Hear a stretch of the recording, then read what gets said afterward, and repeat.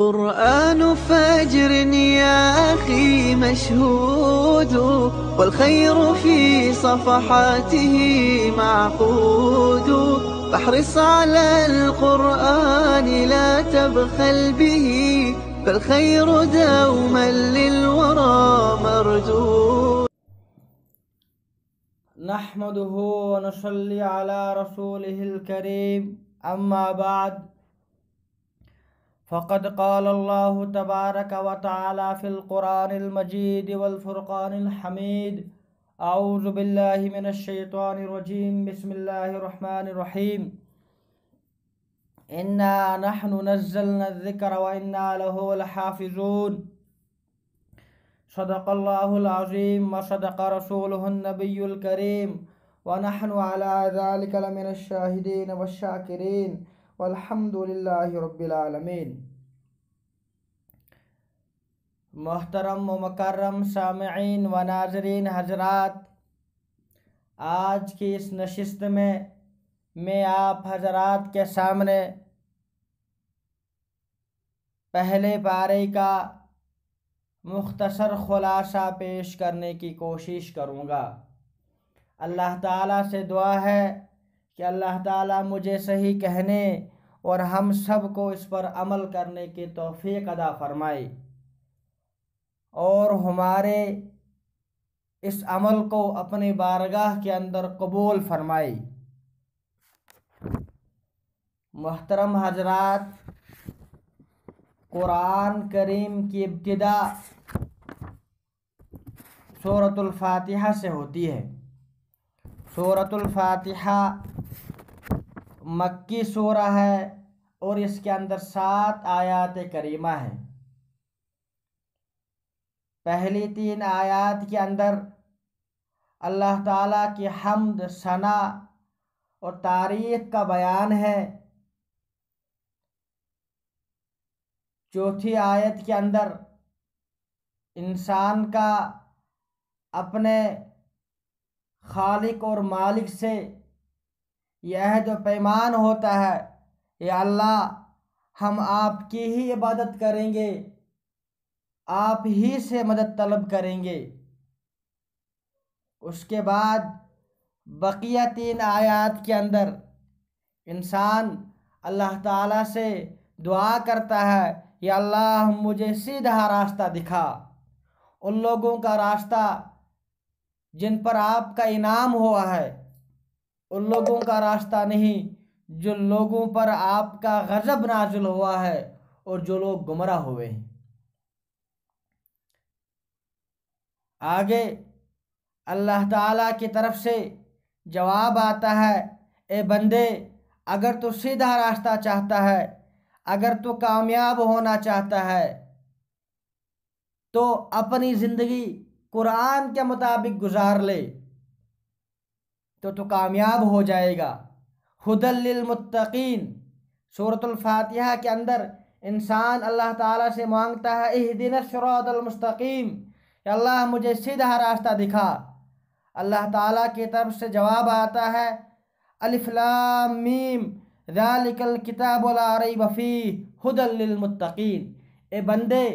اگر تو قرآن کے مطابق اپنی زندگی گزارے گا، قرآن پر عمل کرے گا، تو بس تو کامیاب ہے. اور اگر تو کامیاب لوگوں کا راستہ دیکھنا چاہتا ہے تو قرآن کھول کر پڑھ لے، اور جو نیک لوگوں کے صفات ہے اپنے اندر وہ صفات لا. بس جس طریقے سے وہ کامیاب ہوئے ہیں اسی طریقے سے تم بھی کامیاب ہو جاؤ گے. علماء حضرات کا فرمانا ہے کہ سورۃ الفاتحہ متن کی حیثیت رکھتا ہے، اور باقیہ جو 113 سورتیں ہیں وہ سورۃ الفاتحہ کی شرح ہے.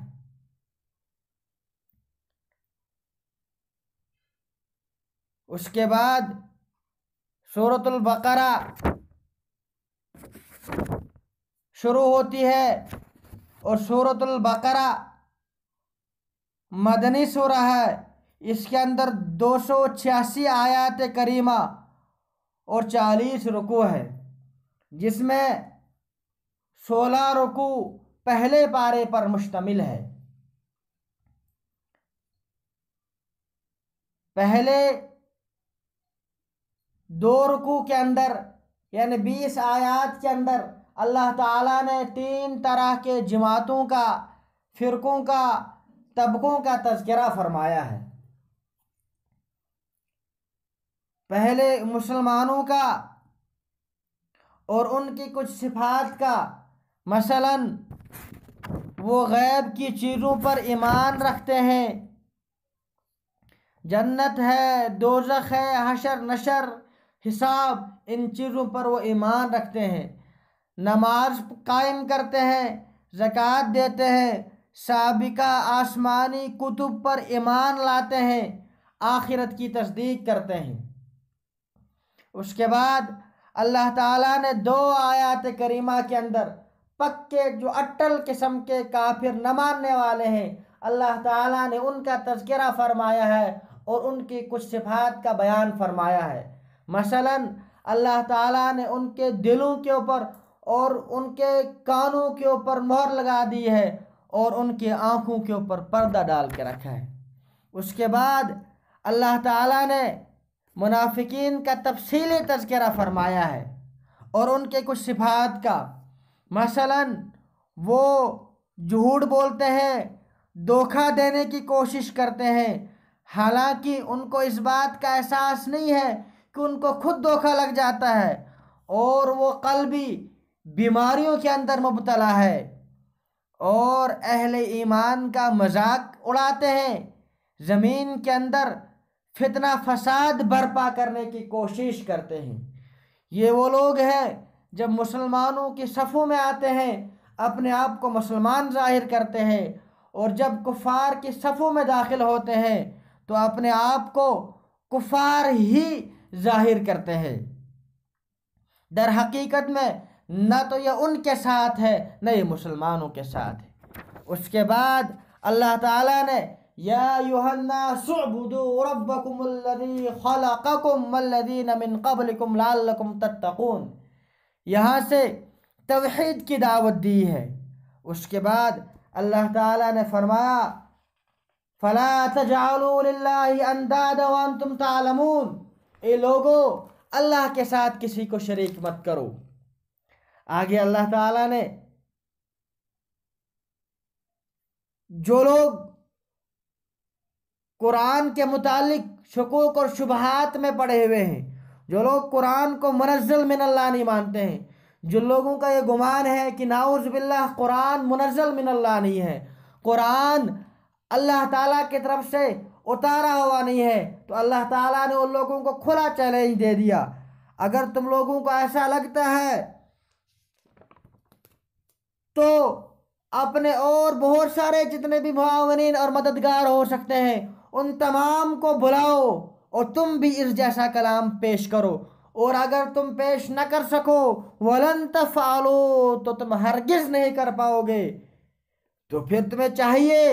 کہ اللہ تعالیٰ نے جو نہ ماننے والوں کے لیے عذاب تیار کر کے رکھا ہے اس سے بچو۔ آگے اللہ تعالیٰ نے ان لوگوں کا تذکرہ فرمایا ہے جن لوگوں نے ایمان اور اعمال صالحہ کیا ہے، وَبَشِّرِ الَّذِينَ آمَنُوا وَعَمِلُوا الصَّالِحَاتِ۔ آگے اللہ تعالیٰ نے رکوع نمبر 4 کے ذریعے حضرت ابراہیم علیہ نبینا علیہ الصلاۃ والتسلیم کی خلافت اور فرشتوں کا حضرت آدم علیہ نبینا علیہ الصلاۃ والتسلیم کی خلافت کے متعلق سوال، اور ابلیس لعین کا حضرت آدم علیہ نبینا علیہ الصلاۃ والتسلیم کی خلافت کے متعلق حسد اور بغض کا جو مظاہرہ کیا اس کا بیان فرمایا۔ اشارہ اس طرف بھی ہے،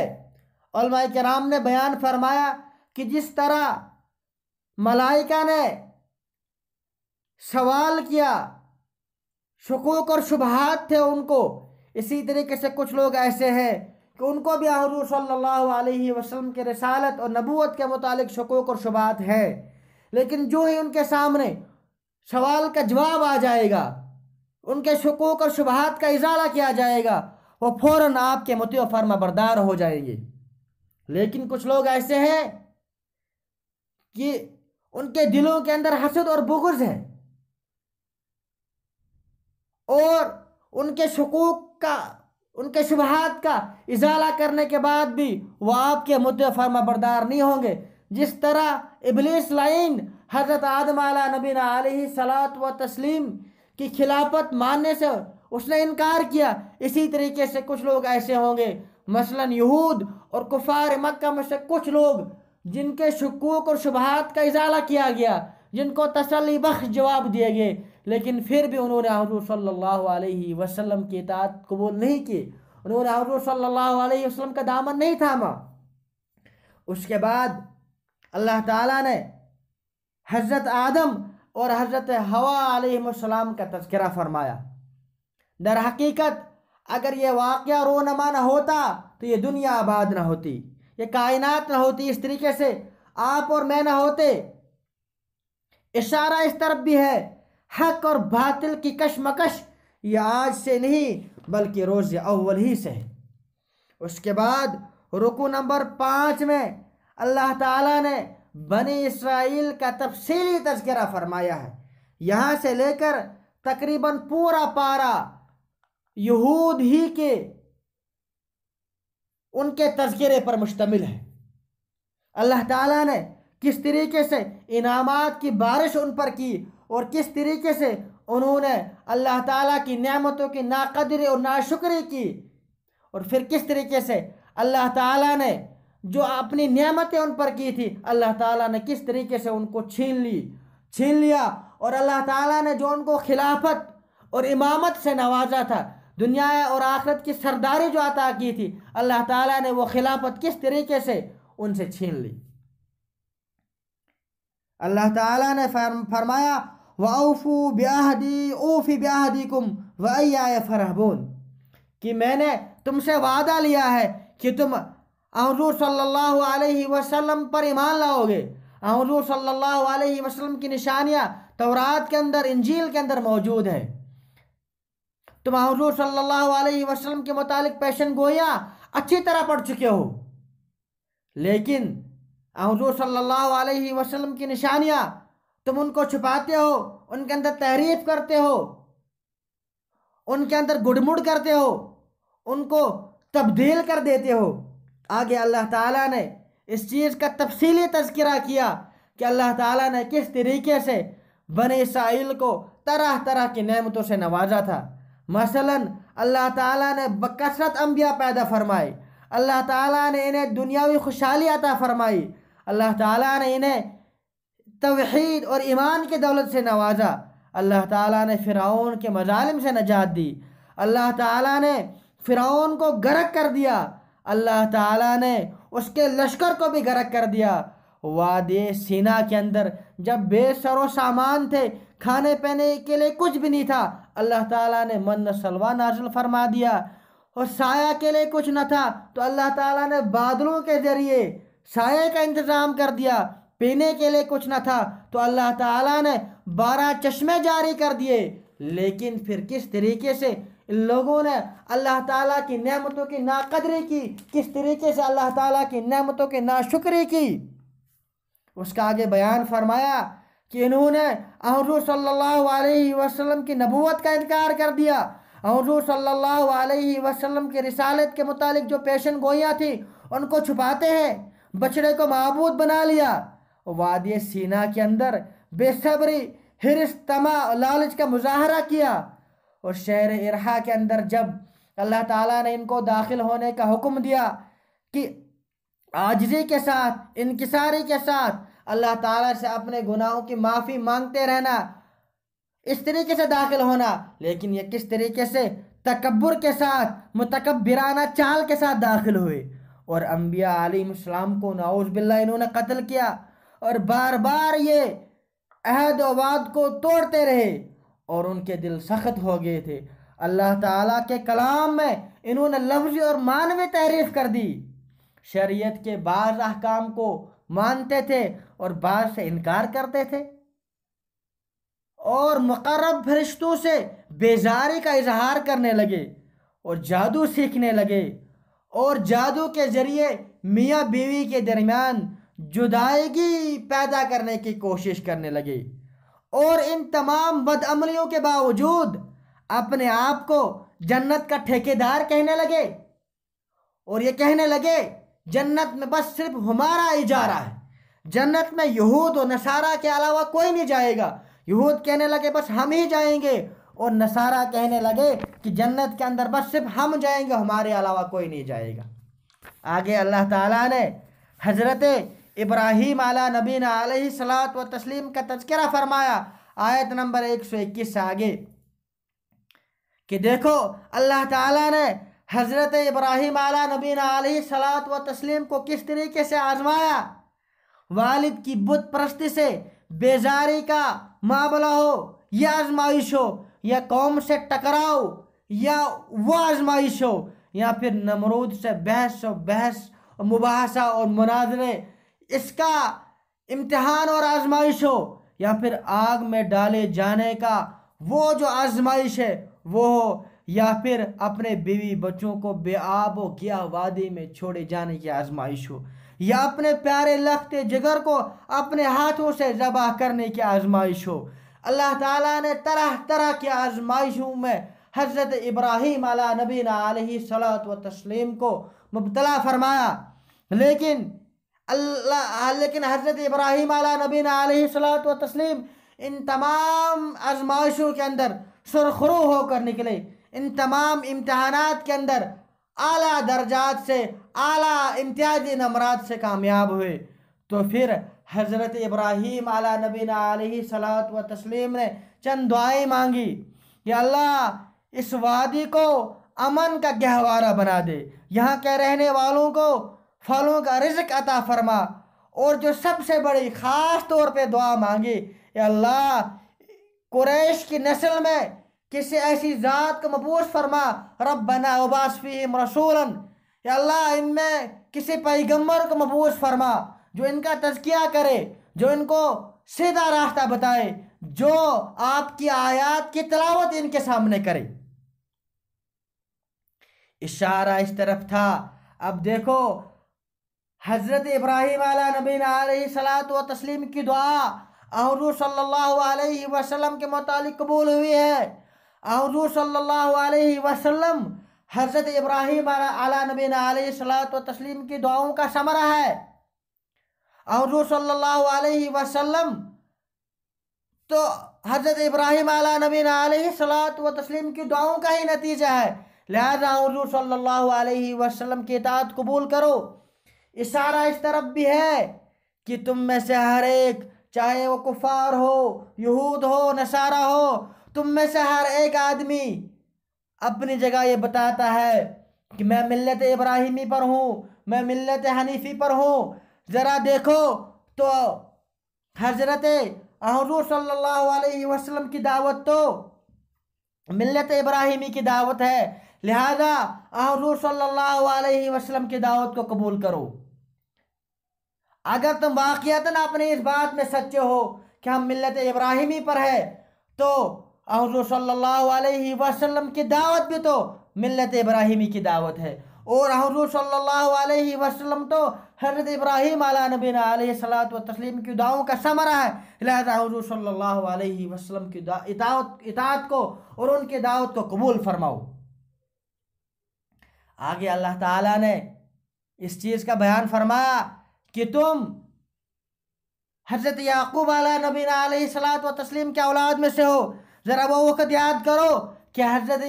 یعقوب علیہ الصلاۃ والتسلیم جب اس دنیا سے جانے لگے تو انہوں نے اپنے بچوں کو کس چیز کی وصیت کی تھی؟ کیا انہوں نے یہودیت کی وصیت کی تھی، نصرانیت کی وصیت کی تھی، یا انہوں نے اسلام کی وصیت کی تھی؟ انہوں نے یقینی طور پر اسلام کی وصیت کی تھی، لہذا اب تم بھی اسلام کو قبول کرو۔ آگے اللہ تعالیٰ نے فرمایا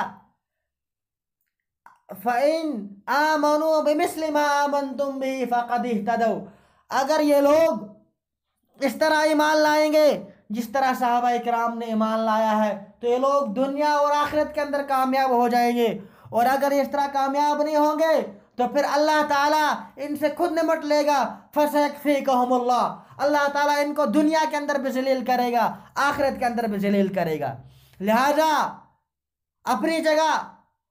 ہمیں یہ کوشش کرنی ہے کہ ہم حضور صلی اللہ علیہ وسلم کی اتباع کریں، حضور صلی اللہ علیہ وسلم کے سنتوں کے مطابق اور قرآن کے مطابق اپنی زندگی گزارنے کی کوشش کریں گے۔ علماء کرام نے بیان فرمایا ہے